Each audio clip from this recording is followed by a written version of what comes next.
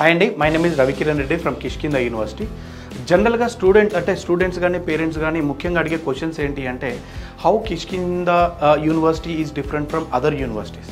జనరల్గా మీరు చూసినట్లయితే ఫస్ట్ ఆఫ్ ఆల్ ఈ కిష్కింద యూనివర్సిటీ కానీ ఈ గ్రూప్ ఆఫ్ ఇన్స్టిట్యూషన్స్ కానీ అసలు ఎలా ఎస్టాబ్లిష్ అయ్యాయి, దీన్ని ఇన్ని సంవత్సరాల నుంచి దీన్ని ఇంత సక్సెస్ఫుల్గా ఎలా రన్ చేయగలుగుతున్నారు అనేది మీరు ఒకసారి చూసినట్లయితే సో దట్ ప్రతి పేరెంట్ కానీ స్టూడెంట్ కానీ అర్థం చేసుకోగలుగుతారు.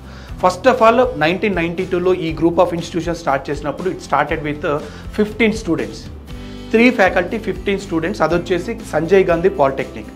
ఓకే, అక్కడ నుంచి చూసుకున్నట్లయితే ఇట్స్ బీన్ ఆల్మోస్ట్ 33 ఇయర్స్ వరకు ఎలా ఎస్టాబ్లిష్ అయిందో మీకు సక్సెస్ స్టోరీ చూసారనుకోండి, సో దట్ మీకు క్లారిటీగా అర్థమవుతుంది.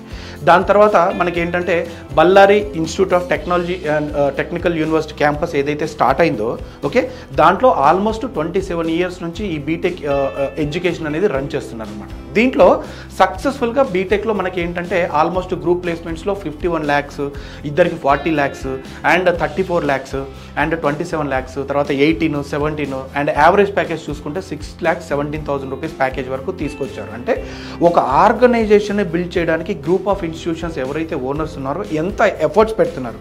ఇంకొక ముఖ్యమైన విషయం ఏంటి అంటే ఒక బళ్ళారి లాంటి ఒక చిన్న టౌన్లో ఇంత పెద్ద ప్యాకేజ్ అనేది ప్లస్ ఇంకోటి ఏంటంటే మైక్రోసాఫ్ట్ లాంటి కంపెనీస్ని కూడా ఈ ఆర్గనైజేషన్కి తీసుకొస్తున్నారంటే you need to understand what kind of a background, అంటే ఈ బ్యాక్గ్రౌండ్లో ఎంత హార్డ్ వర్క్ చేస్తున్నారు. రెండో విషయం ఏంటంటే పర్సనల్గా ఎవరైతే ఫౌండర్ ఉన్నారో మన పృథ్వీరాజ్ భూపాల్ గారు ఎవరైతే ఉన్నారో ఆయన కూడా సాఫ్ట్వేర్ ఇంజనీర్గా పనిచేసి ఆస్ట్రేలియాలో చదువుకొని